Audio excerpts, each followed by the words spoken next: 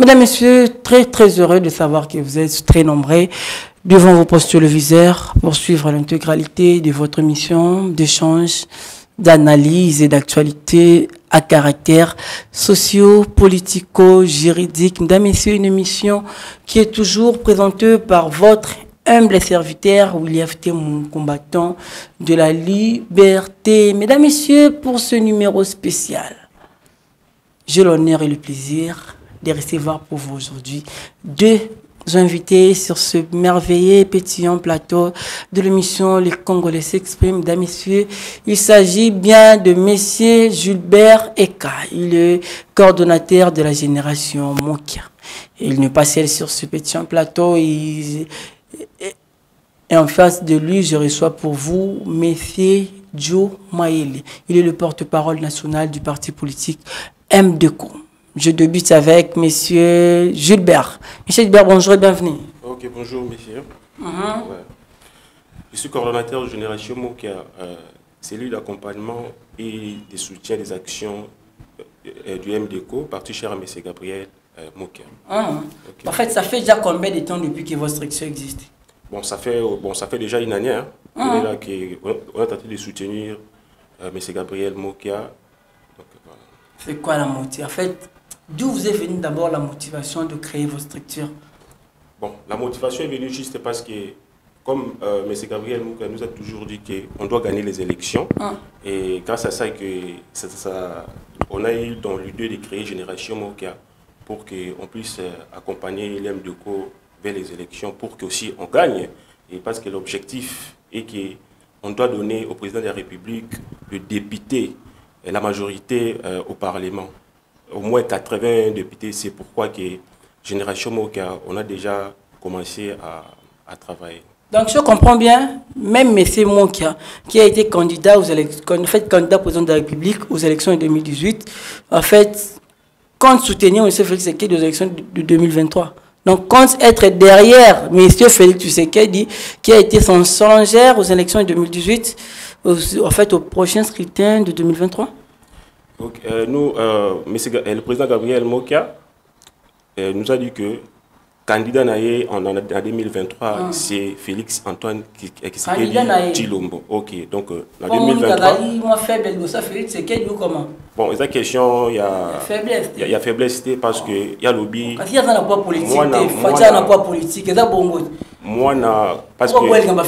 le président Fatou Azali, moi il y avait donc à qui jamais côté la moi avait Lubaya. C'est pourquoi en 2023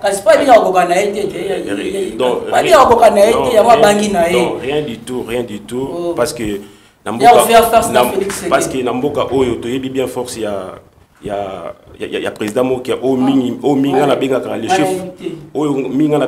le chef de la résistance dans l'opposition surtout mais à l'objet tellement que moi n'avais dans le pouvoir à jamais coaché Libaya dans l'objet que en 2023 à soutenir Félix Antoine Tshisekedi en plus à quoi MDECO pour que tout le député belé pour que tout le monde à disposition pour que la majorité dans le Parlement. Bien, mesdames, messieurs, il se nomme Monsieur Gilbert Eka. Il nous dit qu'il est coordonnateur de la structure Génération Mokia. Mesdames, messieurs, il n'est pas seul sur ce petit plateau de mission Les Congolais s'expriment. Je l'annonce au début. En face de lui, je reçois pour vous Monsieur Joe Maele. Celui-ci est porte-parole national du parti politique MDECO. Joe Maele, bonjour et bienvenue. Bonjour mon cher frère. Bonjour à tous les Congolais qui nous suivent de partout. Et grande ma joie de pouvoir participer dans cette émission. Merci de m'avoir accueilli dans votre plateau. Nous sommes en train de saluer toutes les personnes qui nous suivent, particulièrement l'autorité morale de notre parti. Nous l'appelons les grands éléphants de l'Équateur, Gabriel Mokia. Ici Mbote Segazali, Mbote Penatata Mokonjo Kolo, qui est notre candidat et puis les partenaires privilégiés de notre président Gabriel Mokia, Félix Antoine Tshisekedi. Nous le saluons. Donc, tout ça, on a pour répondre à ma question, pas de question tabou. Et parlons République, parlons RDC. Merci. Bien, Djoma, en fait, Djoma, à l'époque, je vous ai connu en tant que cadre du parti politique AVR. Exact. À un moment, vous avez quitté le parti pour rejoindre le parti politique République RR, en fait, République réglementée. D'abord, je dis non, s'il vous plaît. Non, s'il vous plaît. Ce sont les Congolais et Congolais de Batinga et Touno. D'accord. Les gens s'inquiètent. En fait, Batinga Babi, ou lève tes mots. Et l'engue à Boigna Boé, Yamaël Boé. Akobanza kako évoluer mieux dans la classe politique, ce qu'a utilisé schéma, il y a vagabondage politique ou comment? En fait, d'abord, c'était quoi la motivation de quitter ces deux partis pour rejoindre le parti cher, le parti cher à messieurs Gabriel Moukia? J'ai toujours... Nous répondons à la question. Exactement. Vagabond politique. Merci, j'endosse. Et comme le mode de vie, même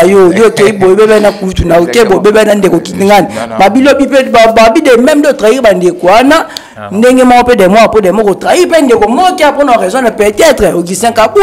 peut-être l'idée peut-être parce que fait pour le pouvoir. Vous ne roulez que pour le pouvoir. C'est ce qu'estiment les Congolais et Congolaises. Allez-y. Non, je ne pense pas que c'est une question de trahison ou de vagabondage. Vous savez, lorsqu'on définit un parti politique, il y a toujours un mot qui revient, c'est idéologie. Alors, lorsque les gens se réunissent dans un parti politique, ils se réunissent tout autour d'une idéologie commune. Lorsque cette idéologie-là commence à différer, et Nakati Yabatu, c'est pourquoi on doit prendre deux chemins.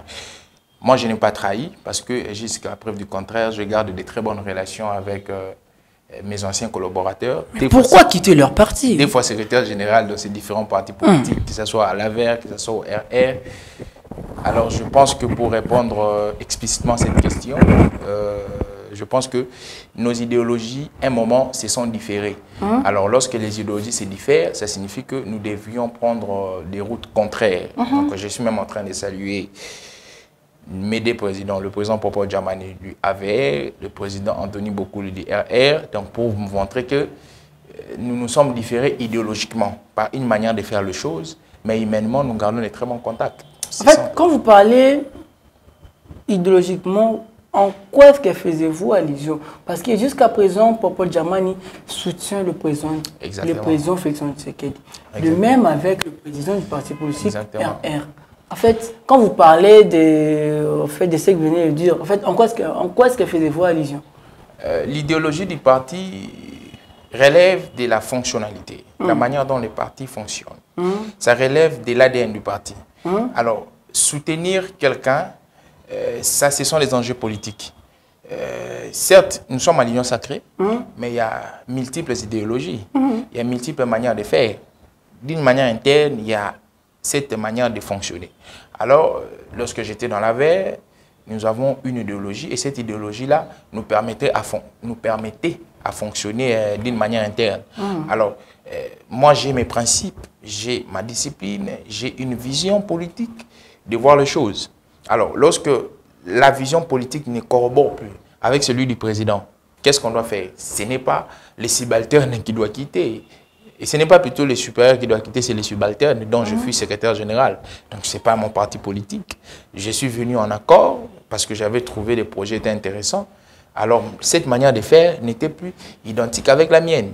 Il a fallu que je puisse déposer l'éponge d'une manière administrative correcte, comme tout intellectuel doit le faire. J'ai fait une lettre de démission, je l'ai déposée, j'ai remis tout ce qu'il fallait remettre et je suis parti. De la même manière, je suis venu au RR. Après ma démission, on m'a approché. Comme une anecdote, je vais vous raconter. Après ma démission, à l'AVER, parmi les premiers partis qui m'ont contacté, les MDCO étaient aussi là. Les MDCO du président Gabriel Moka, que je suis aujourd'hui porte-parole. Le parti, il y a Koulou, Toupépé, il y a... MDCO. Parti MDCO. Parti il y a Koulou, Gabriel Moka. Oui. Le PP. Oui. Alors, quand le MDCO m'a contacté pour la première fois, j'avais des réticences. Alors, j'ai opté pour la RR. Au-delà, il y a Batumsouba contacté Kinga.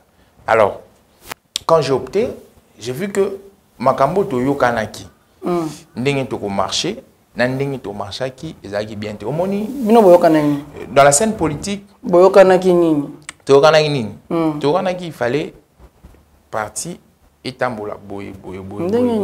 Nengeni. Quand tu peux faire les polices.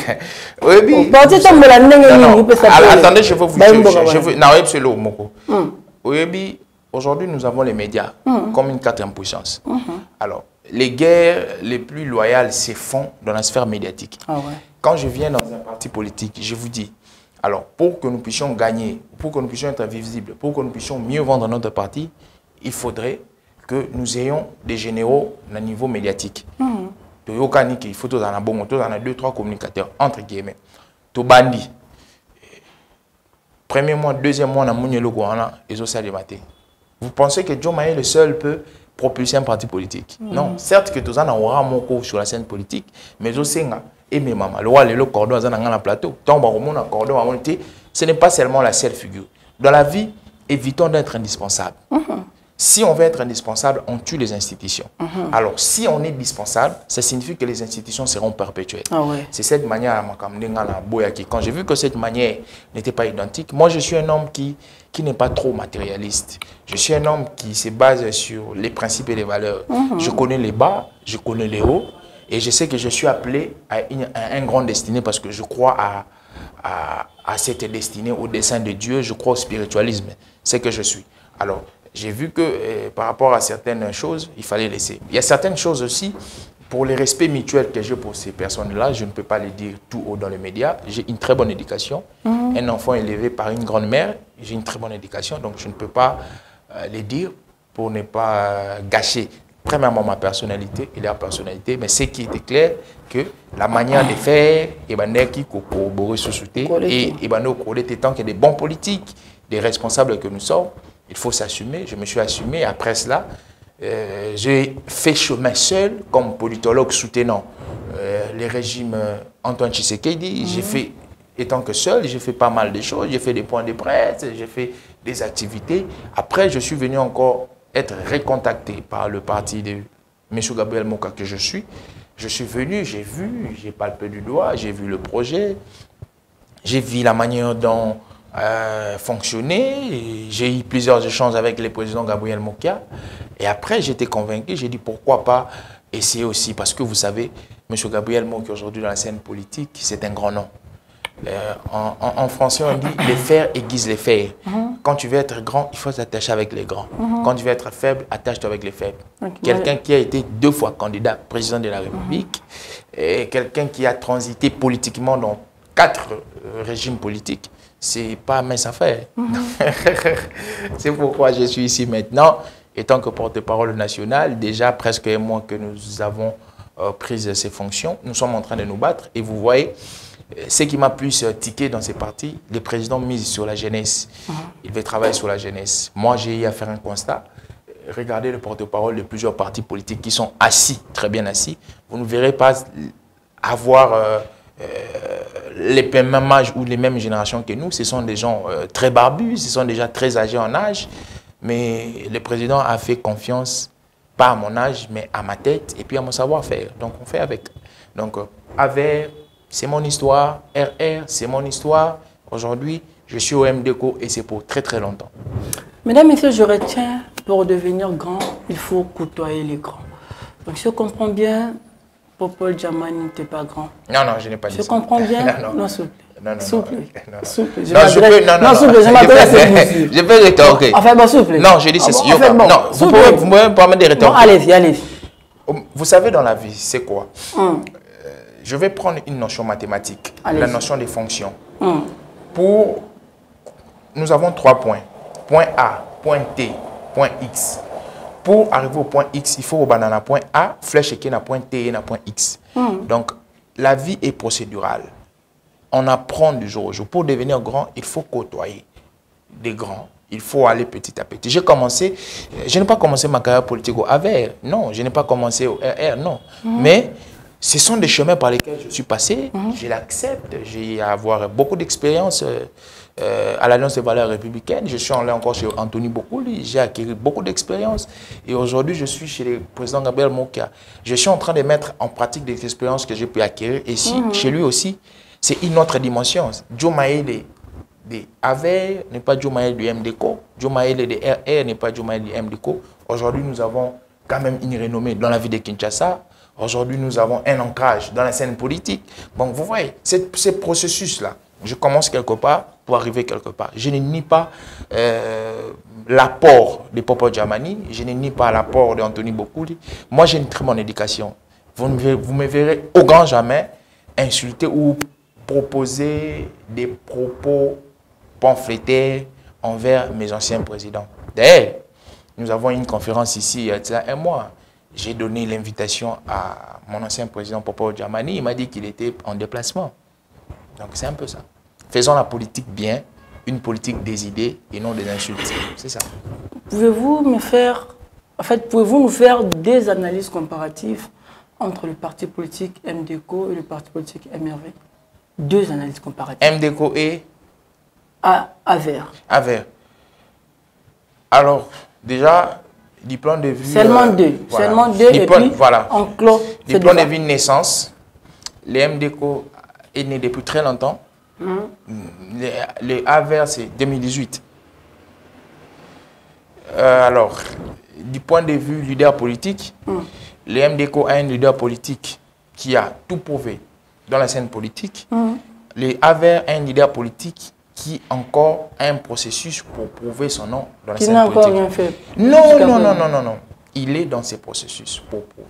Il n'a pas encore rien fait. Il a fait des choses. Qu'est-ce qu'il a déjà fait? Au AVER, nous avons initié... Non, je vous dis, on a fait des choses. Nous avons initié un processus de consultation où nous avons eu à consulter les grands hommes de ces pays. Nous avons eu à consulter le secrétaire général Kabouya, nous avons eu à consulter le Sénat, nous avons eu à consulter Jean-Pierre Bemba avec ses hommes. Donc, c'est ça. Il est en train de monter. Je lui souhaite bonne chance avec tous ses membres et cadres, comme je souhaite bonne chance au RR. Et puis, je suis ici, je continue ma carrière politique ici. On avance. Mesdames, Messieurs, de nature, ce monsieur intelligent, il est présentement au sein du parti politique MDCO du président Gabriel Mokia. Mesdames, Messieurs, je l'ai annoncé au début, il n'est pas seul sur ce plateau, je le récite deux sur ce plateau. Et il s'agit quant à l'autre invité, je l'ai déjà présenté au début, il se nomme Monsieur Gilbert Eka. Il est le président de la génération Mokia. Monsieur Gilbert, d'abord je puis savoir, c'est quoi la particularité de votre structure? Merci, parce que notre particularité est que, parce que nous cherchons à rendre l'image du président Gabriel Mokia autrement. Parce que Gabriel Mokia, comme le porte-parole vient de dire, c'est un homme qui a des valeurs. C'est pour cela que nous, Génération Mokia, ont aussi décidé de vendre son image autrement. C'est un peu ça. Donc c'est ça la particularité.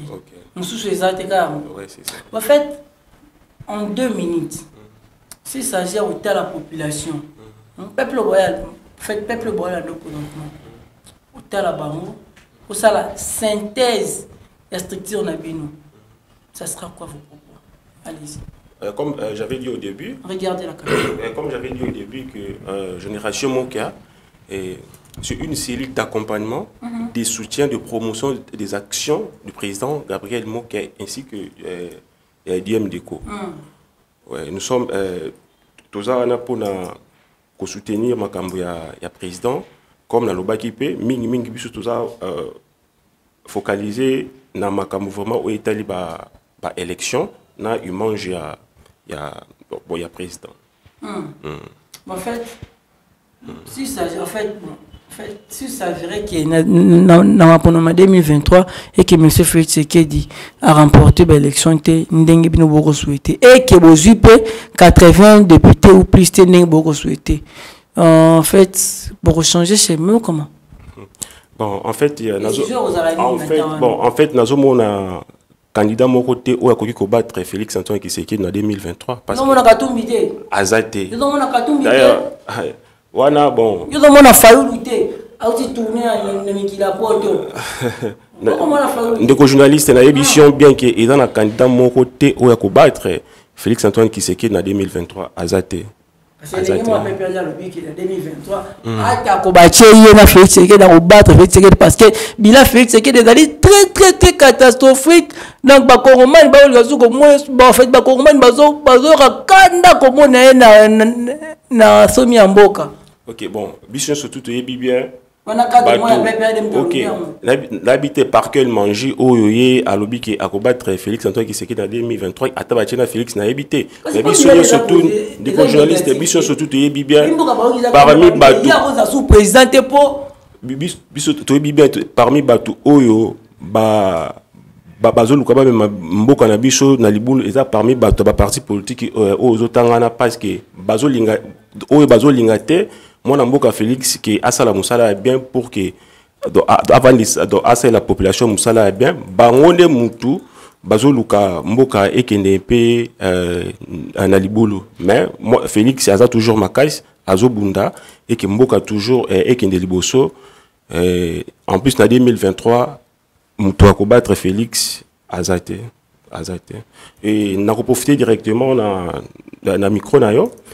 Il a relancé appel à la jeune parce que au monde biso d'être ba jeune à quatre parti MDCO le président Gabriel Mokia azamutu oyo azo travailler na ba jeune et on a profité na na ba jeune surtout oyo a ambition politique oyo a na posa ya ko apprendre politique baya na quartier général na biso oyo zo mi bongo na venir ex au commandement force des armées juste numéro 1 na côté à saute mouton ya Mandela so batuni kaka bakomona par 4 munene ya mwana mboka moki na président Félix Tshisekedi. Bien, mesdames, messieurs, il se nomme Monsieur Gilbert Ekaïli, le coordonnateur de la structure Génération Monkia. Mesdames, messieurs, à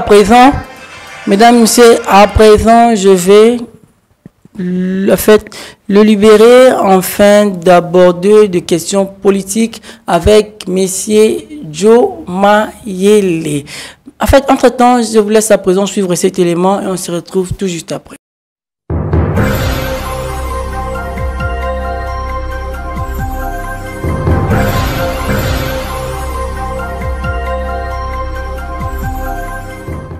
Mesdames, Messieurs, nous sommes de retour sur ce merveilleux plateau de l'émission Le Congolais s'exprime. Je rappelle que j'ai aussi pour vous aujourd'hui Monsieur Joe Mayele, le cadre et porte-parole du parti politique MDCO, le parti cher à Monsieur Gabriel Mokia, en fait, le président de ce parti politique. Mesdames, Messieurs, parlons politique à présent. En fait, nous allons parler tout au long de cette émission, nous allons parler de l'insécurité à l'est de la République démocratique du Congo. Mesdames, Messieurs, quel schéma pouvons-nous emprunter pour amener la paix à l'est de la République démocratique du Congo? Nous allons parler tout au long de cette émission. Mesdames, Messieurs, toujours tout au long de cette émission, nous allons parler des élections de 2023. Est-ce qu'il y aura bel et bien élection dans un délai constitutionnel ou pas? Nous allons parler tout au long de cette émission, mesdames, messieurs. Toujours tout au long de cette émission, on parlera d'un probable dialogue qui se prévoit déjà entre les politiques. Parce que, en fait, au regard du propos tenu par M. Olenganko, le président de la structure qu'on appelle SENSA, en fait, Olenganko, il dit tout haut que Fayoulou est prêt à négocier ou à rencontrer son, en fait, bon, je sais pas, je peux l'appeler homologue, je ne sais pas, son homologue, son frère, son ami, Félix Antoine Tshisekedi, pour parler Congo. Est-ce que ça peut aboutir à des trucs pétillants, en fait, pour apporter la solution aux problèmes des Congolais et Congolaises? Nous allons parler tout au long de cette émission. Mesdames, c'est toujours tout au long de cette émission, nous allons parler de l'arrêt de la Cour constitutionnelle. Est-ce que la Cour constitutionnelle est-elle compétente pour juger l'ancien Premier ministre? Je parle de M. Matata Pongo. Mesdames, nous allons parler tout au long de cette émission. Joe Mayele, bonjour. Bonjour, M. William. Bonjour. En fait, d'abord, quel est votre point de vue quant à l'insécurité à l'est de la République démocratique du Congo. En fait, Joumaïl, aujourd'hui, après plus de 24 années qui dure en fait la guerre à l'est de la République démocratique du Congo, jeune intellectuel que vous êtes, que pouvons-nous faire pour amener la paix à l'est de la République démocratique du Congo? Est-ce qu'il faut emprunter le chemin du dialogue ou soit il faut aller en guerre contre nos ennemis? Joumaïl, vous avez la parole. Alors, les schémas par lesquels il faut emprunter dépendent des différents protagonistes. Lorsqu'il y a des protagonistes statiques, ça dépend. Quand il y a des protagonistes qui sont privés aussi, ça dépend. Mais moi, j'ai un sentiment de... Je peux dire, je dois culpabiliser certaines personnes parce que vous avez bien signifié, je pense, 24 ans, depuis que cette insécurité à l'Est a commencé. Et les éléments instigateurs de cette insécurité, si nous recourons à l'histoire, nous voyons que c'est un fameux Congolais, par des motivations personnelles, qui a pu traiter avec certaines personnes pour instaurer cette insécurité-là. Et au fil du temps, cette insécurité a trouvé son ancrage. Donc c'est alourdi. C'est alourdi. Et puis il y a eu cet aspect psychologique des accords qui a été signé dès le commencement. Parce que si aujourd'hui nous avons nos pays, les pays plutôt de l'Est qui nous attaquent à l'Est du pays, vous devrez savoir, il y a cet ancrage psychologique de l'accord de l'Émirat qui énonçait que lorsque nous allons gagner, on va vous attribuer 300 km à l'est du pays, Rwanda, Ouganda, Burundi. Et cet ancrage psychologique jusqu'à nos jours, c'est ce qui fait que le Rwanda réclamerait, je mets au conditionnel, réclamerait une portion des terres congolaises. Mais aujourd'hui, nous avons un monsieur qu'on appelle Félix-Antoine Tshisekedi, qui, lorsqu'il arrive au pouvoir, il dit qu'il doit en avoir assez. Il doit taire ce climat d'insécurité. Mais moi, je pense qu'il a amorcé un chemin pour la pacification. Alors, dans le chemin pour la pacification, vous allez savoir, il y a des embûches, il y a des obstacles. Pourquoi il y a des obstacles? Parce que l'insécurité a trouvé son ancrage. Alors aujourd'hui, dans l'heure où nous sommes, il y a la volonté de pacifier qui se heurte avec la volonté d'insécuriser. Il y a cette bataille qui est dans l'Est du pays parce que celui qui est au pouvoir a ce cœur du père de la nation d'instaurer la sécurité totale. Ceux-là qui trouvent gain à l'insécurité veulent accentuer l'insécurité pour ne pas permettre que le pays soit pacifié. Alors, il y a une dichotomie. Dans cette dichotomie, il y a la partie congolaise qui est perdante, mais il y a la partie protagoniste, nos antagonistes plutôt. Nous trouvons, d'un côté, nous trouvons les terroristes M23 et leurs instigateurs. Donc, c'est dans cette optique que nous sommes en train. Le problème est au niveau de la solution. En fait, que pouvons-nous faire pour amener la paix? C'est ça le problème. Non, non. En fait, je suis en train d'abord de vous donner l'état de lieu. On ne peut pas soigner une plaie sans pourtant l'assainir. Parce que quand vous mettez le produit dans une plaie sans pourtant assainir cette plaie, c'est que vous ne soignez pas, mais vous êtes en train de détruire. Et la finalité sera qu'on coupera les pieds. Alors, aujourd'hui, les solutions, c'est basé à deux niveaux. Notre président Mokia l'aurait dit, il y a une solution qui serait diplomatique et puis il y a une solution qui serait militaire. Et parmi les solutions militaires, nous sommes en voie.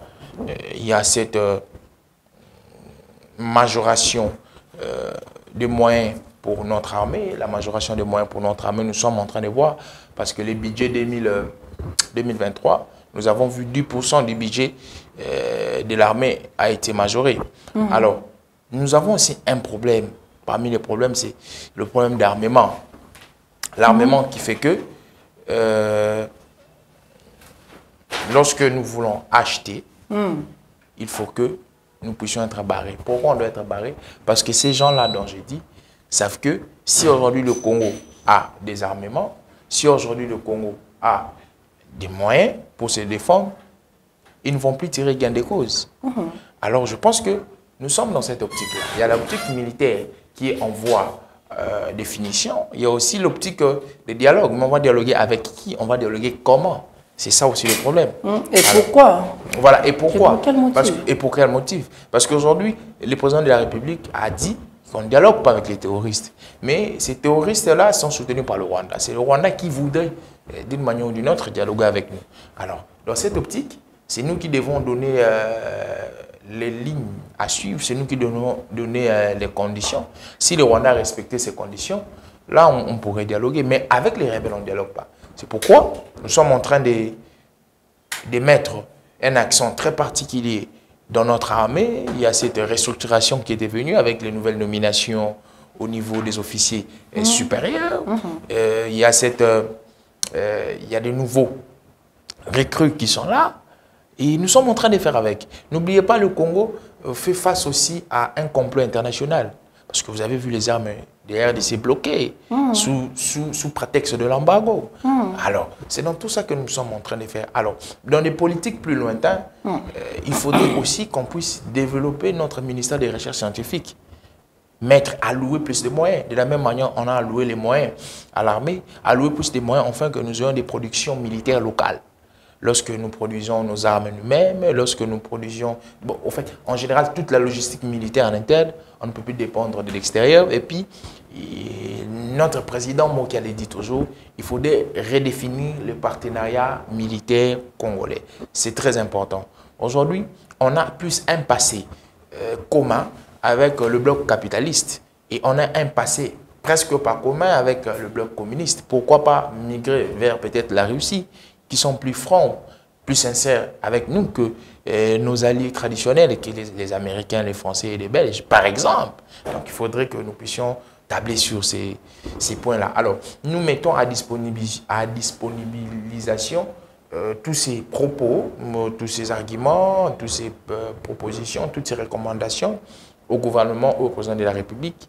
C'est à eux d'apprécier et voir ce qu'ils peuvent faire. Mais nous sommes pour toutes les démarches qu'ils sont en train de faire. Bien. Mesdames et messieurs, nous courons derrière les temps. Prenons à présent les deuxième thématique de cette émission qui consiste aux élections de 2023. Mesdames et messieurs, est-ce qu'il y aura-t-il élection dans un délai constitutionnel ou non? Est-ce que les schémas du dialogue est sur la table de M. Félix-Antoine Tshisekedi et c'est de l'opposition? Nous allons parler tout au long de cette émission. En parlant des élections de 2023, pensez-vous que les élections peuvent se tenir dans un délai constitutionnel ou nous allons vers un dialogue? Moi, j'ai toujours ri beaucoup lorsqu'on me parle de la question électorale. La question électorale relève d'une disposition qui est constitutionnelle. Et je vais reposer la question à ceux qui nous suivent. Et la question de la sacralité de la vie humaine. Elle reposera où? Parce qu'aujourd'hui, si l'homme, étant qu'être humain, n'existe pas, les élections n'existeraient pas aussi. L'article 16 de la Constitution nous dit, j'ai toujours eu à opposer des articles, 16 et 70. L'article 16 nous dit, la vie humaine est sacrée. Et l'article 70 nous dit qu'il faudrait qu'il y ait élection après 5 ans. La notion du quinquennat. Et moi, je me pose la question. Entre la vie humaine et les élections, qu'est-ce qu'ils doivent primer? Parce qu'il faut une classification. Lorsqu'on parle des élections, on parle de la vie humaine, il faut une classification. Ce n'est pas un cadavre qui va voter, c'est un être vivant. Alors, pour moi, pour la première position, je mets la vie humaine. Parce que la vie humaine relève aussi de la Constitution. Les élections relèvent aussi de la Constitution. Tous deux sont des dispositions constitutionnelles. J'avance encore plus loin. On nous dit ce qui fait que l'État existe, chez les théoriciens qui sont contractuels, ils vous diront la notion de la sécurité. Si les gens ont voulu qu'ils puissent vivre en un regroupement structurel qu'on appelle l'État, c'est parce qu'ils se sont sentis en insécurité. Donc la sécurité est le soubassement de toutes les choses. La notion de sécurité. Alors aujourd'hui, nous avons une anomalie qui est sécurité. devrons-nous valoriser la notion sécuritaire ou la notion des élections? Ça encore, il faut se poser deux questions. J'avance encore plus loin. On nous dit, chaque Congolais a un droit politique, il a un droit économique, il a un droit civil, il a. Alors, dans la dimension du droit politique, on voit le droit du vote. Les votes d'un président, lorsqu'on vote un président de la République, on doit avoir un vote qui est totalitaire. Ça signifie que le Congo est 2 345 000 km². Si on devrait voter, c'est toute l'étendue de la République qui doit voter. Nous sommes face à un fait.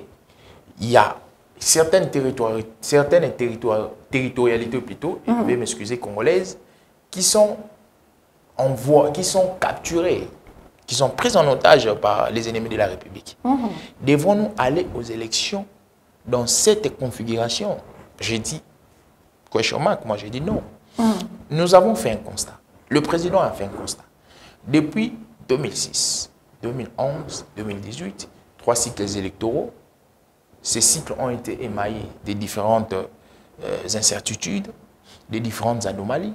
Alors, le 4e doit être un cycle qui va nous amener vers la perfection. On ne doit pas être répétitif dans les incohérences. On ne doit pas être répétitif dans les anomalies ou dans les problèmes. Donc, je pense que les élections qui doivent venir doivent être des élections qualitatives, doivent être des élections qui régorgent tous les indicateurs, afin que nous puissions pas avoir une crise. Le problème est au niveau de l'organisation. Parce que les Congolais, non, souple. Moi, les Congolais, ma ponomie cause la en 2023 parce que Babi Fayoulou a mis déjà dialogue. Voilà pourquoi on a tout le monde, tout le temps je suis en train de poser les fondements. Souvent,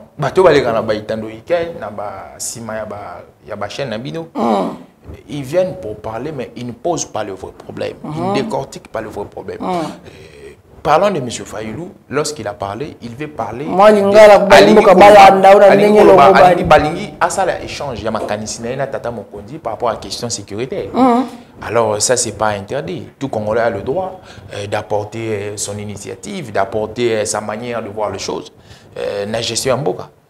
Mais le partage aux Zolobela, ce n'est pas un partage du pouvoir, non.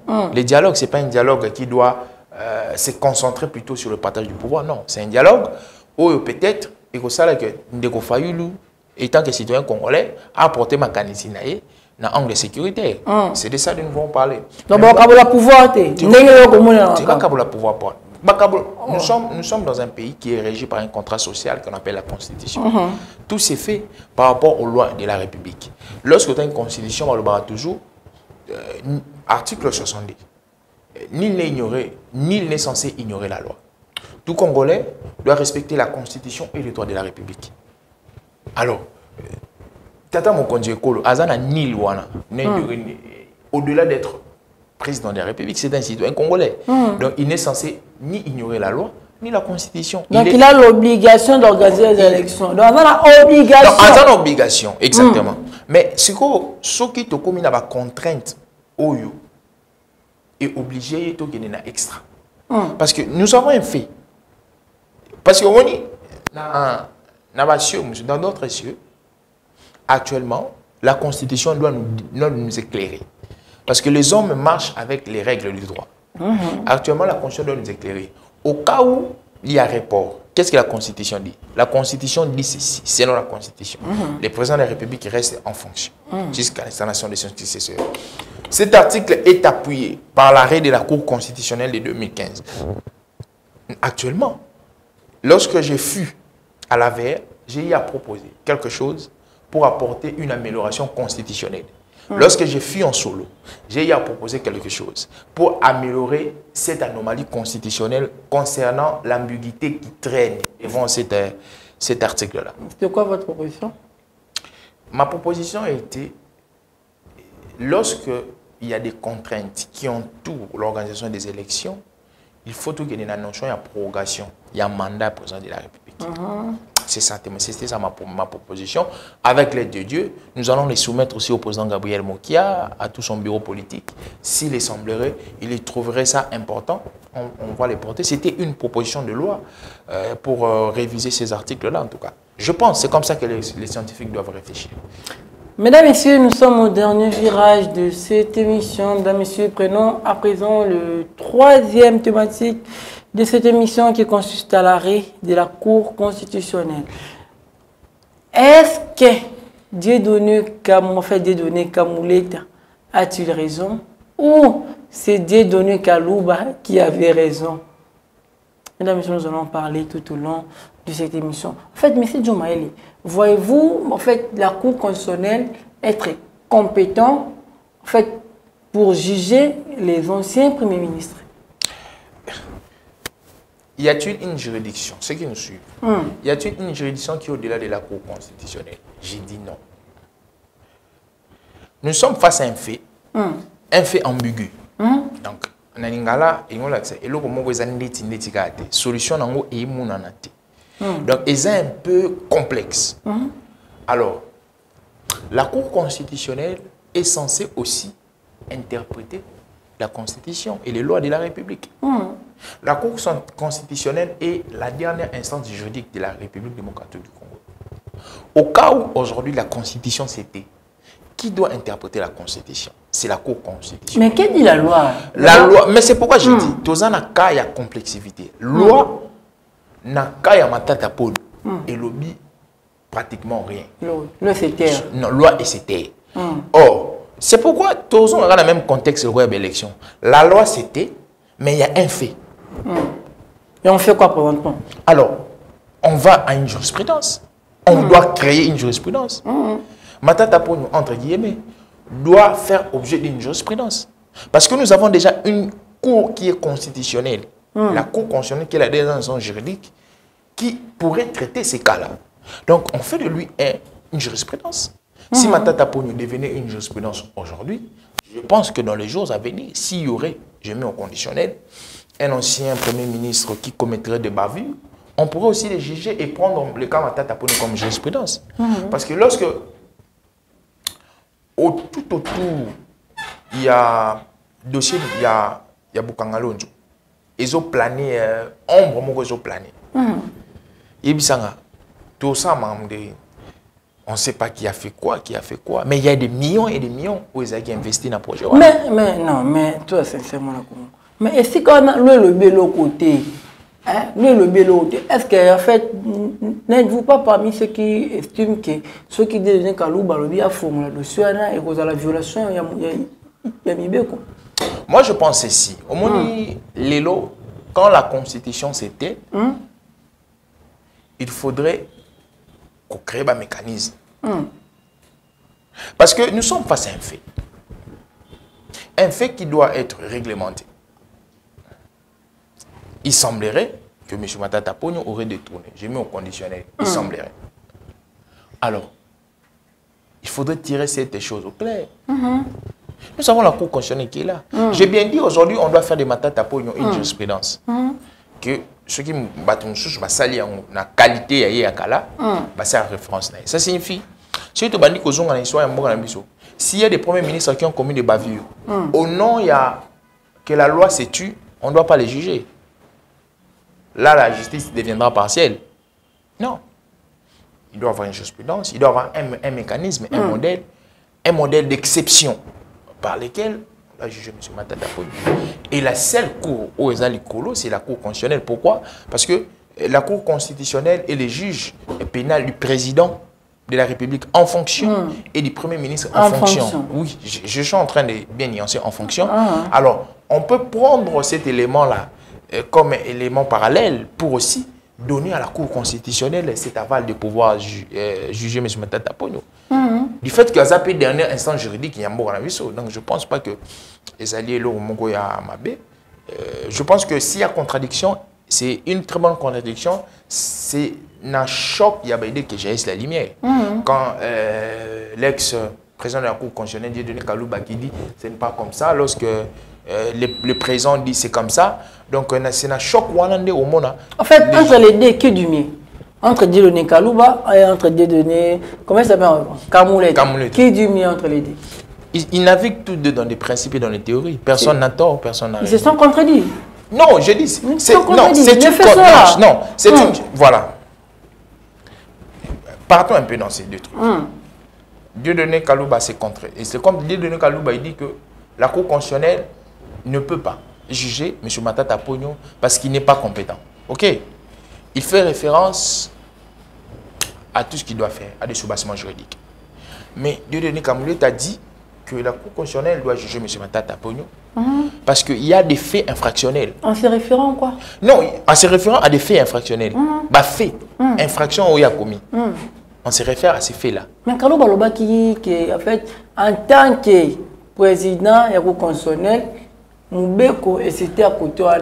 Donc, chambre naïe est compétente pour le juger. Moi, je vous pose une question. Ceux qui Moubeko et c'était, qui est censé interpréter Moubeko?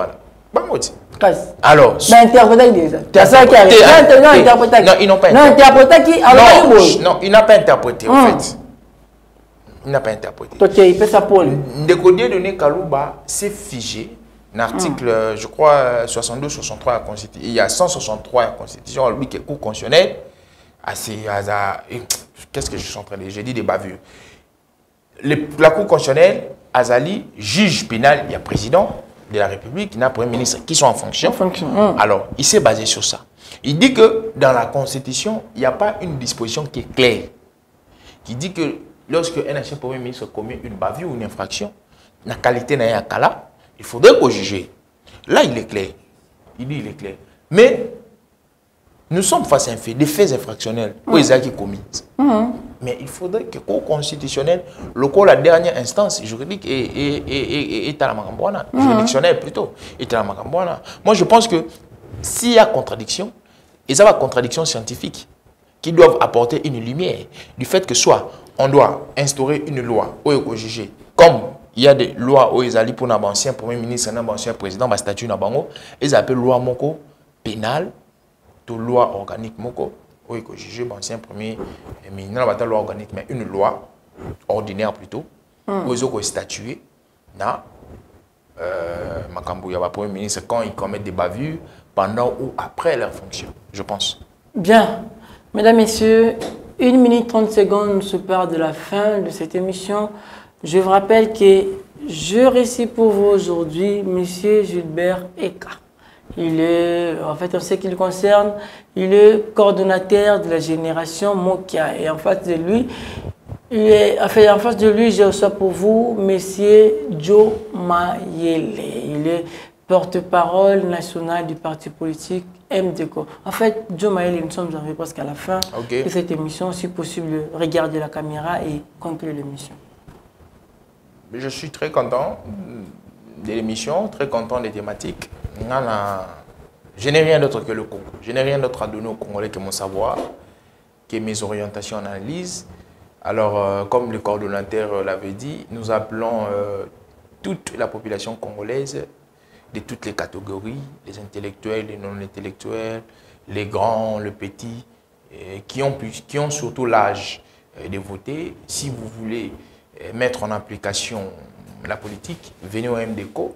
Chez nous, vous ne serez pas déçus. Le président Gabriel Mokia a misé sur la jeunesse, travaille avec les jeunes. Pour lui, c'est la compétence qui compte. Alors, nous vous appelons et vous ne serez pas déçus. Merci à toutes les personnes qui nous soutiennent.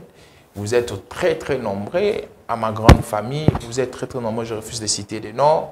À celle qui me soutient par ses prières, toujours les genoux pliés, ma mère, ma fiancée, vous êtes très très nombreux, mon église, mon parti MDCO, et merci encore au président de mon parti, Gabriel Mokia, de pouvoir nous faire cette confiance, de nous donner cette lourde tâche. Je suis en train de les saluer, je salue aussi son épouse, maman Yolande Mokia Malobo, de là où elle est, et puis je salue, pour terminer, toute l'équipe de la cellule de communication. Je vois M. Patrice, je vois M. José Kabamba, je vois M. Maniche et le coordonnateur Gilbert Eka qui ne nous cesse de nous accompagner par ses conseils. Et puis un frère qui nous suit, Benito Kaboulou. Des salutations à vous. Merci beaucoup. Bien. Mesdames, Messieurs, nous allons Président accorde la parole au coordonnateur de la structure Génération Mokia. Monsieur le coordonnateur, en 30 secondes, conclue l'émission. Ok, merci beaucoup. Je suis vraiment très ravi.